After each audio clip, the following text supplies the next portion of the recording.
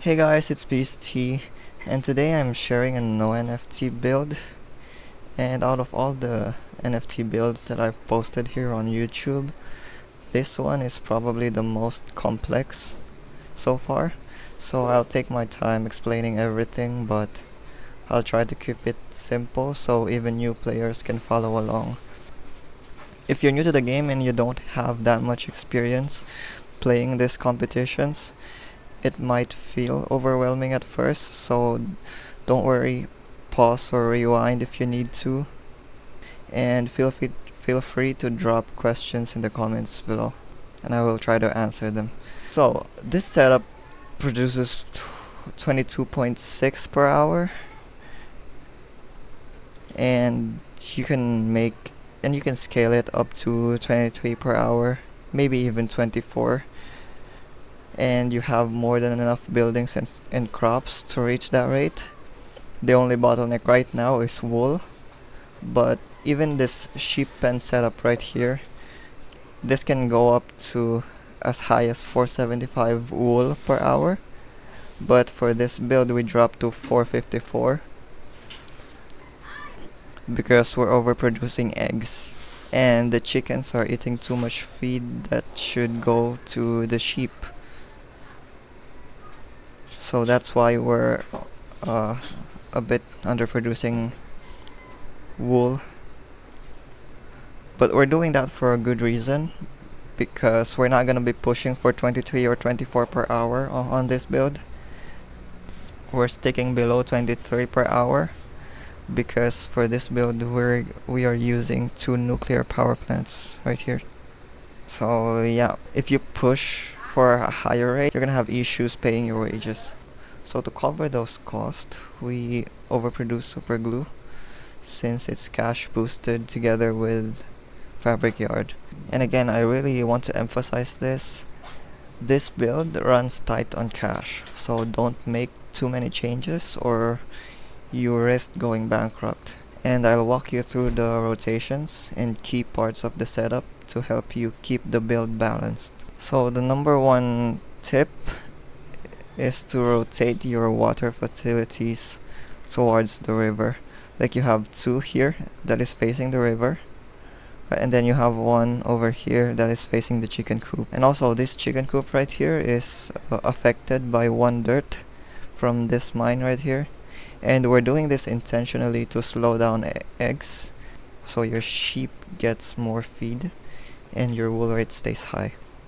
Also the fabric plant setups, we have a silo here, and this one is surrounded by 3 fabric plants that is doing cotton yarn. We also have our storehouses here facing each other.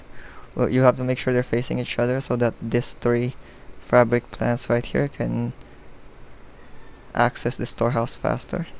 Right, so you have 3 fabric plants that are doing wool, also 3 for cotton yarn, and then the rest will be doing fabric yards.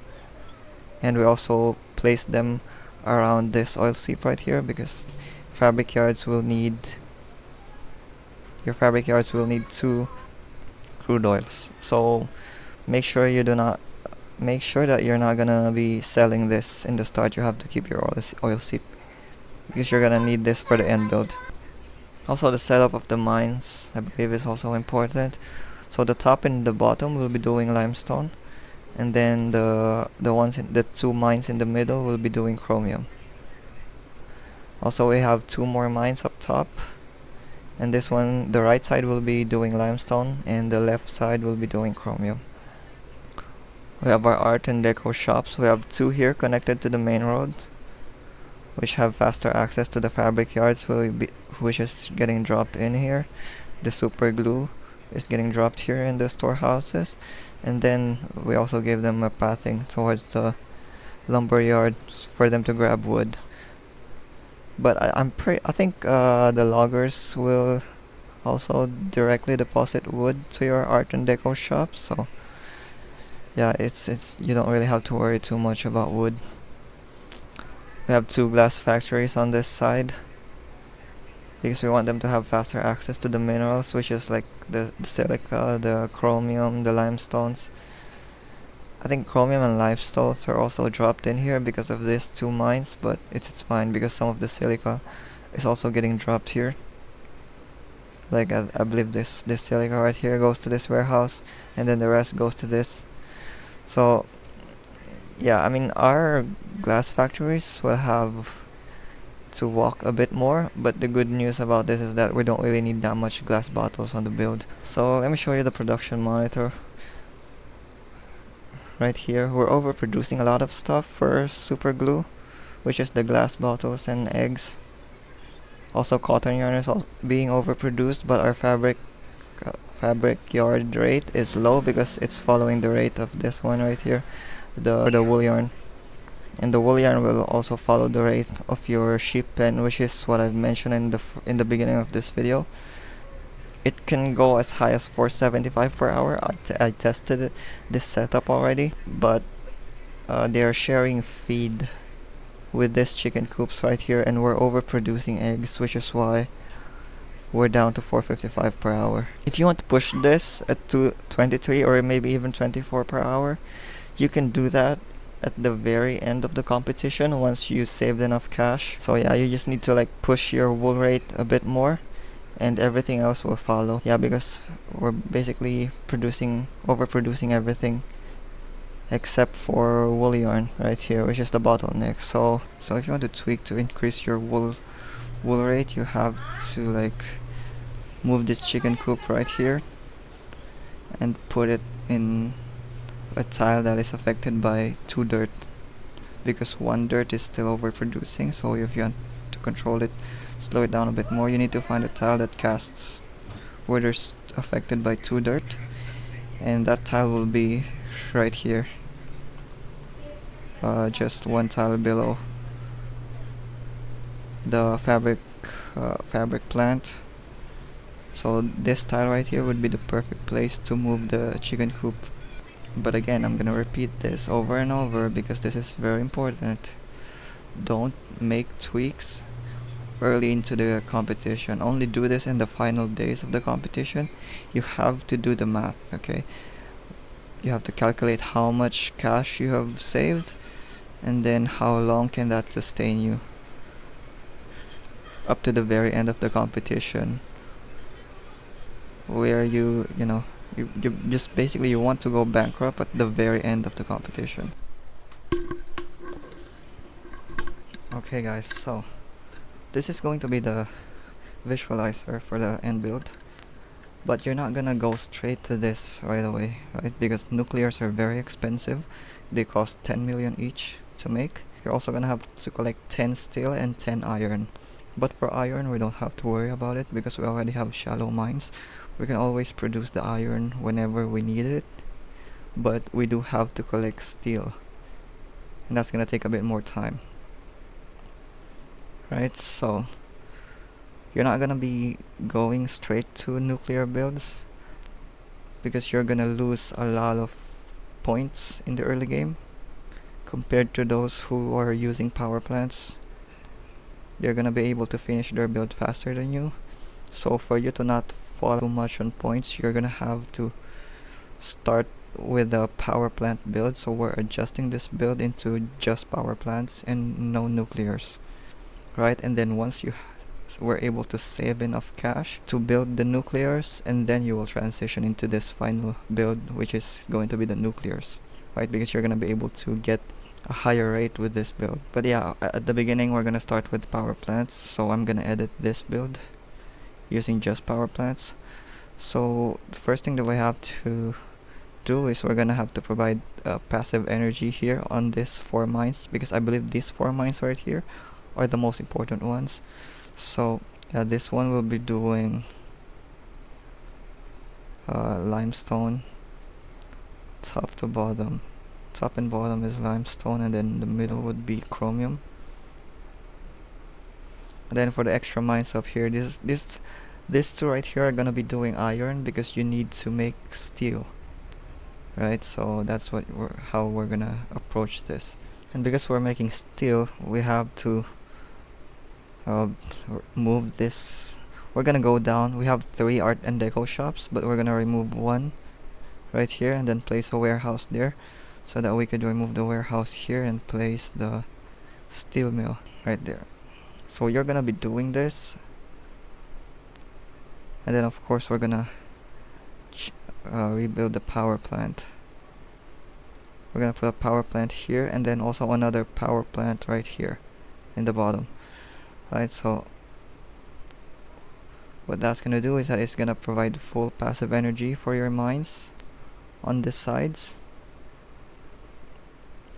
And then we're also gonna have to delete this one, this tree right here, and maybe just put a meadow there.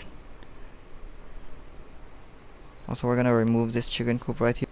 Probably want to move your chicken coop right here.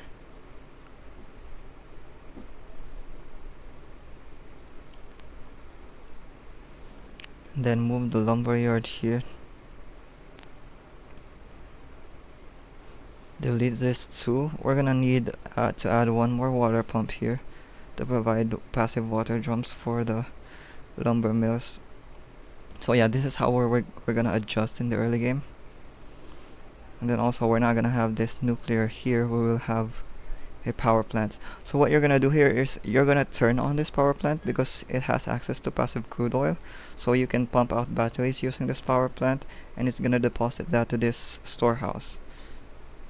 And you're not gonna have enough energy for this one, for this cotton yarn, so he's gonna grab energy to this warehouse, which is fine. Right, it's just gonna slow down. It's just gonna increase a little bit of a travel time for your cotton fabric plant right here, but that should be fine. It shouldn't hurt the build too much.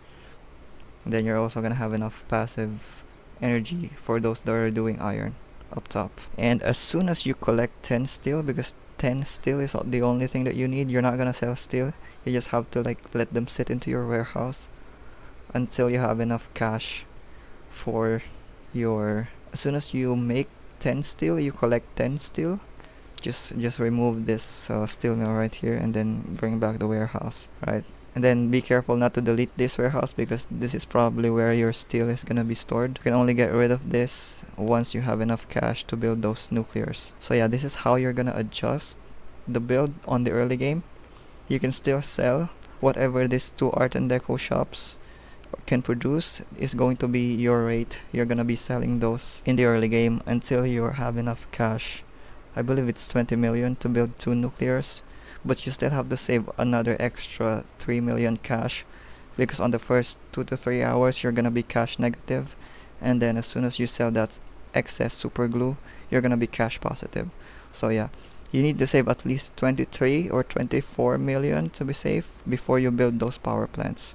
Until you have saved that amount of cash, you have to stick to this build right here. So yeah, that's how you rush into the end build as fast as possible without giving away too much points because of the nukes. And I really wish I could build this one for you guys so that I could show you, but yeah, I don't really have the time to do it because I know some of the people who are watching this might be new to the game and you may not understand what I'm talking about.